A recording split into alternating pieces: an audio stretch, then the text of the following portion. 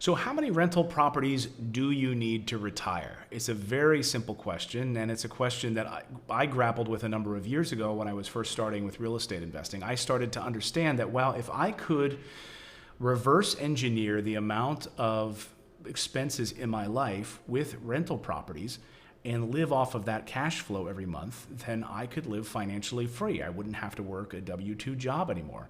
And it's a really powerful tool. So, to answer that question pretty simply, how many rental properties does it take for me to retire? The first thing we need to figure out is your monthly expenses. How much money are you currently spending every month on your life to live?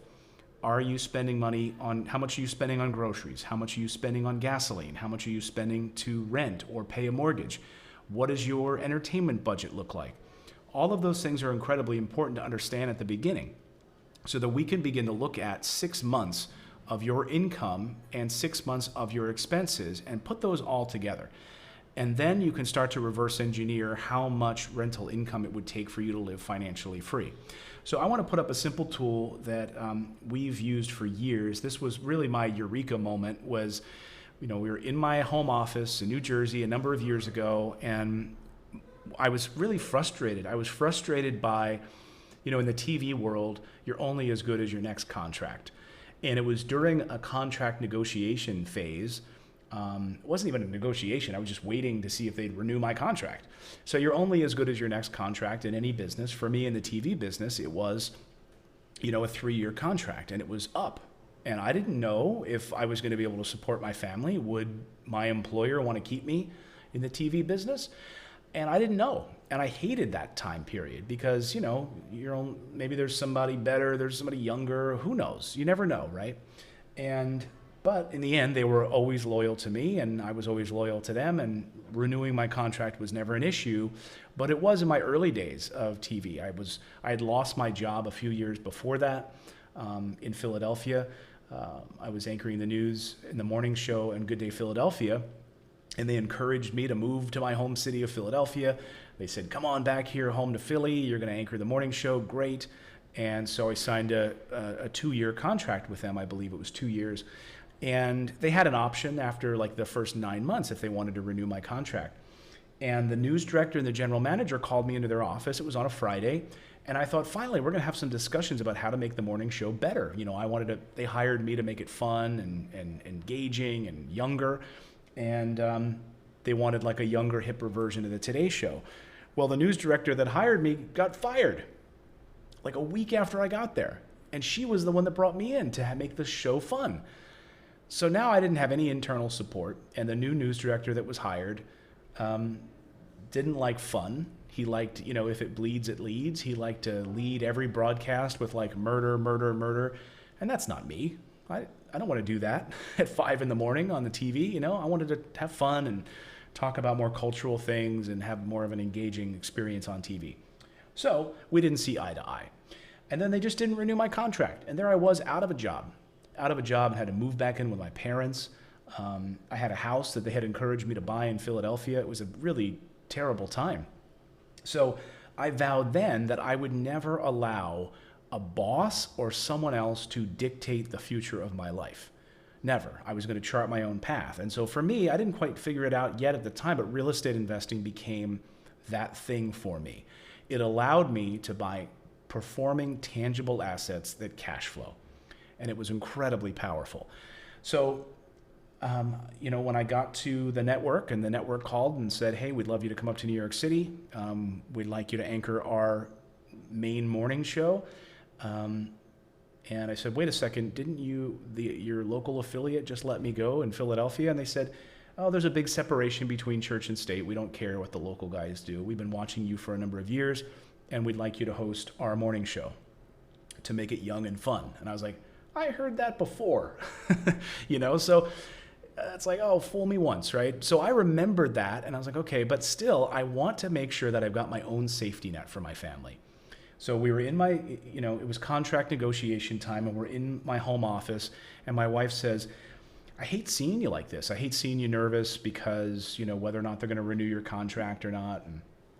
And it was one of those things where we just had this eureka moment We had a few rental properties at the time, and my wife said, what if we could figure out how many rental properties it would take for us to live where you wouldn't have to worry about, what if we could like make the amount of money back that you're currently making in your salary through rental properties, so that they would be on par. And I said, that's it. And she said, okay, I'm going to go back to folding some laundry. And I said, no, wait. And just jumped up with my magic erase marker and went to the whiteboard. And that's when this idea for the financial freedom cheat sheet was born. This idea of how many rental properties spitting out, like $1,000 a month or whatever it is, how many of those would I need to be financially free? What would that look like? And so that's where we really came up with this. Now we give it away for free on our website. So if you want to go grab it right now, it's 3 pages, totally free. And it will help you figure out, like looking at your expenses. So here's the website. So just go to morrisinvest.com/freedom, download it, and start going through it. So what we're going to do, what I'll talk you through the process now a little bit here. Let's go through the Freedom Cheat Sheet now a little bit, if you've had a chance to download it and go through it. And for the thousands of people that we have watching right now, I think that this could be transformative in your life. At least I hope it could. So the first thing you're going to do is you're going to start to get your handle on your monthly expenses. And I want you to be really honest with yourself. Like, what do those monthly expenses look like? Put them all down on paper. And so what you need to do is really, I like to say, look at 6 months of your expenses. So pull up your credit card statements, pull up your bank account statements, okay? Anywhere that money goes out of your family, please have a record of it. Because if you don't have every penny accounted for, this is not going to work. Put it all into a spreadsheet. Really look at all of your liabilities, all of your cash flow. What does that look like? How much are you spending on Netflix? And this is a really powerful tool, because what's going to happen is you're going to go through and it's going to be like a forensics lesson. You're going to start to see stuff that you're still spending money on. Like I get on my team about stuff, like my team who's watching tonight knows it. Like I'm like, hey, are we still using this account? Because it costs me, $900 a month. And if we're not using this software, let's get rid of it. Why do we still have this? So I'm constantly kind of looking at where am I spending money? And you're going to find out that you've got like a Hulu account that you don't use. You have Netflix that you do use and you love it, but you're paying for Hulu also. But do you ever use it? And you can start to see stuff where you're able to cut some fat immediately. It's powerful, okay? So go through and find everything that you're spending money on. How much do you spend on groceries? And don't be shy about it. If you're like, well, we really love to go out to eat like 3 times a week, okay? I have a friend that goes out to eat every night. I mean, I don't know how he does it. They never cook at home. They go out every night. And he's like, man, my budget, we're just crushed, our budget. I'm like, you go out to eat every night. That's why you have no money, But be honest with yourself. Don't say that you only go out to eat once a week if you go out to eat 4 times a week. Look at those numbers, and I think the numbers won't lie. When you look at 6 months of your expenses, and don't count the holidays.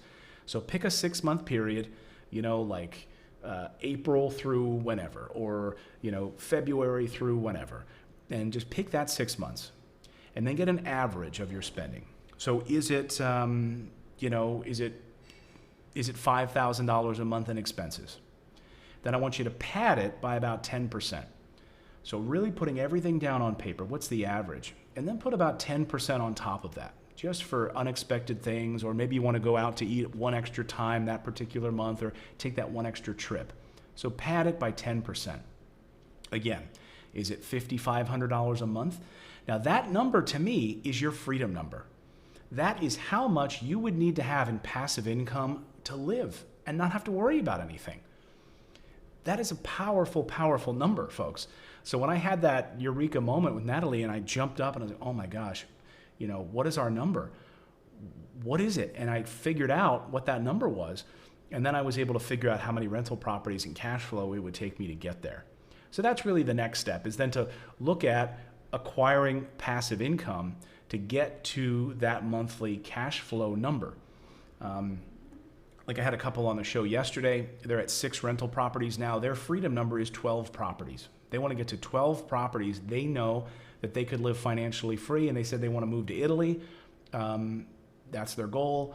And I, super excited. That was so exciting. They're like, we're already halfway there, and they started 1 year ago, and they're in their early 40s. So it's doable, folks.